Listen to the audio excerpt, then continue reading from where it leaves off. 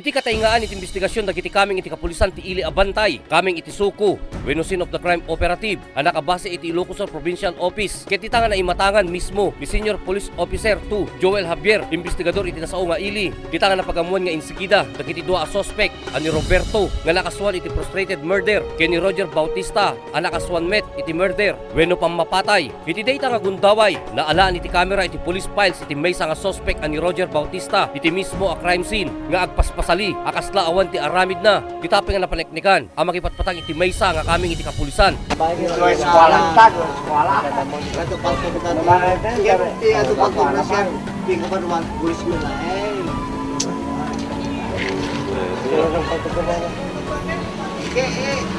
Gapuan ang takinalibtag dagiti membro iti PNP Bantay, inarestar da nga insigida ni Roger Bautista, idin tanamuanda nga iso na iti maysa nga suspect, iti dahitamit nga kanito, mismo nga ni Vice Mayor Floro Peredo, tinatakamat nga Ili itinapan, itinakapasamakan iti krimen, tapno inaamwen no anya ti husto ang napasamak. Si DJ nga Rabi, galas 35 di December 30, 2011, adda kami din ti police station, iti adating mawag, nga imuna through telephone. Adda ti commotion dito yung Barangay Plaza ti Kabaruan. Di DJ nga papanmin, eksakto nga masabat mi ti maysa, idi nga may report na ilaing nga nagan iti sinamar. Na nagdapo di jay and ti basketball court na lang di Plaza di Enda. Sigsigod nga napan kami din. Idi pagdan mi di jay nga pwesto di jay Plaza da. Nadanon min nga ni deti maysa nga biktima nga ni Gustalwad na nga ni Rapakon, ni P.O. Rapakon.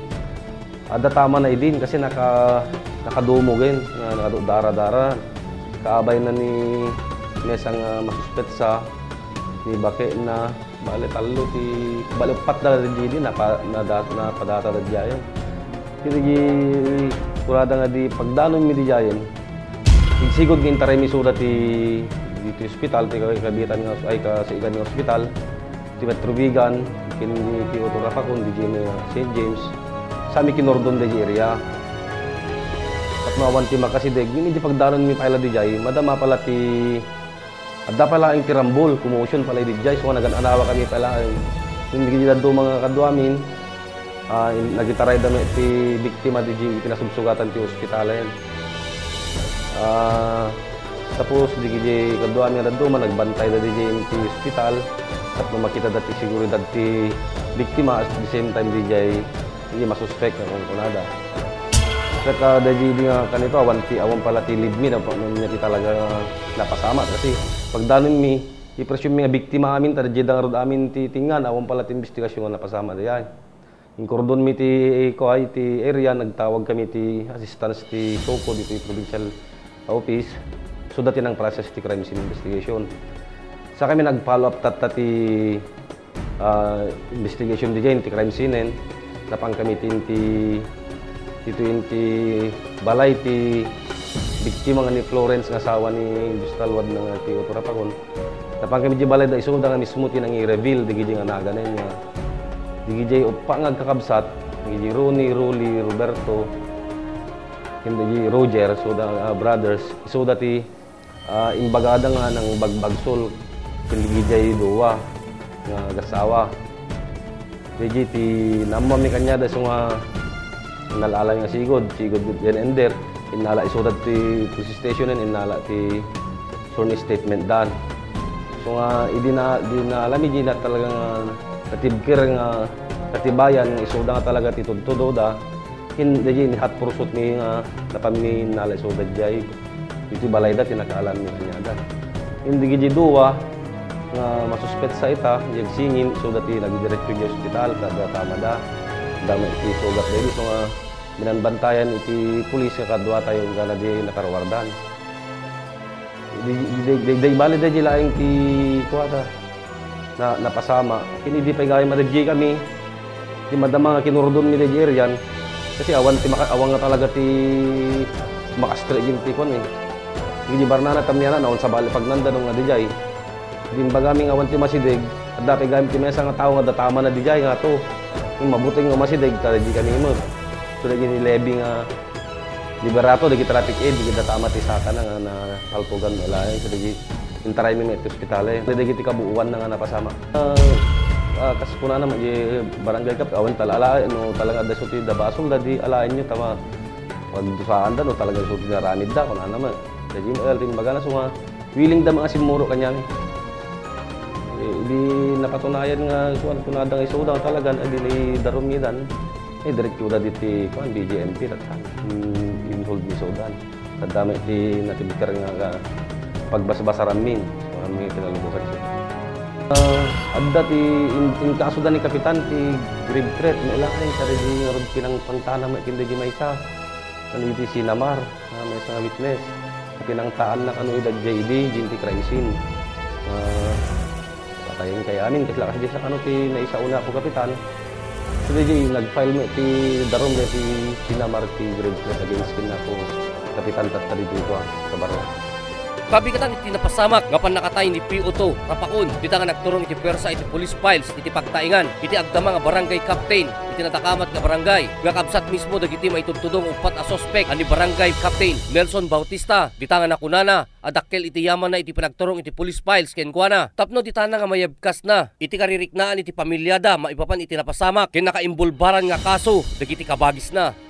Dagiti ay kakabsat ko yung involved ket han komet nga sa dani data tenga na laeng nga siya nga rod di barangay captain dito ya po ket gusto ko mga laeng piling ko makayat ko nga may bagada na diyan ko makusto nga narami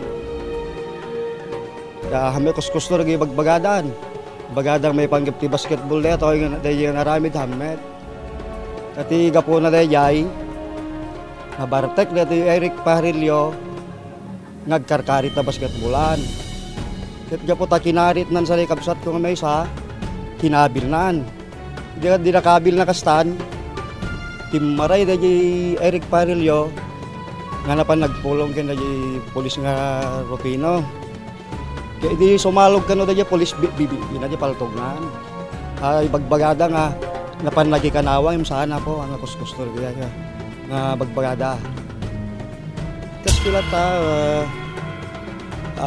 kakashi kami ata nakabalod dyan dua kabsat ko dyan nasa dyan dua da dyan hospital kakashi kami talaga natigat lang maganda pa nagbiag ni kaya ito ko na kuma kaya dyan lang kumapod mo saritain ka kita nakita namin nung yung tipod nung napasama kaya dumit tinakita ta basketballan nga rubigay pero tagkarit di ko si Eric Parillo hindi nakabilan na panagpulong diyan. No, si Malog Metten, nga nakabitbit ka no, dahi paltog na di polisen, kaya dahi may sakabsat ko, naka-duty tano. Diyan mo na nun niya pinapasama rin, tawan na no, diyan. So, di ko lang napimpintas ko man, di imbestigaran nyo, di gusto ko na kay matang. Di konsyal ko, kan kiptanod ko, tagdaga diyan. Naku na namin nga nagsasaritaan di kiti opisyalis ti barangay nga awan ti marabit nga panagpiestadan kapuanan ti daytoy nga nakababay na pasamak. Ang kami kuaning ko ang kami nagranbulen ta mabimed di konsyales kon ken kinansel ko pwede gi pabuyan at ito na da baka awan ton na masidagen kap no kwan sayang gulang di tas tayo kunada so nga hang kami nga nagpabuyan ang pinatuloy ti granbulen ako ta kasi na Roden. Baga ka nga kasilatan, dagbubuteng sa ang kami nga nakakataw dito. Amo damit ti ugali ang ko kaya digi kakas ni rumbanag. So di ko na ang ko sa dan di kabsat ko ang gaputa kabsat ko ida. Agdala la ti tenga ta munay kakapagyang kami laing babae. Mga kasya lain ati mabalik ko masama. Dita san iti may kadwa paset iti programa tayo. Iti pinagsubli iti may katlo nga paset iti police files.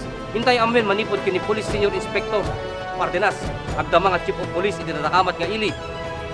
Iti kaso nga naisampa kadag iti suspect nga kakabsat. Ken adoping impormasyon tay maamuan manipod ken kwada. Hintay pay makapatpatang dagiti pamilya at panawan ni PO2 Rufino Rapakon. Makasasarita tayo pay dagiti pamilya iti suspect ani Ronnie, Rolly, Roberto ken Roger Bautista.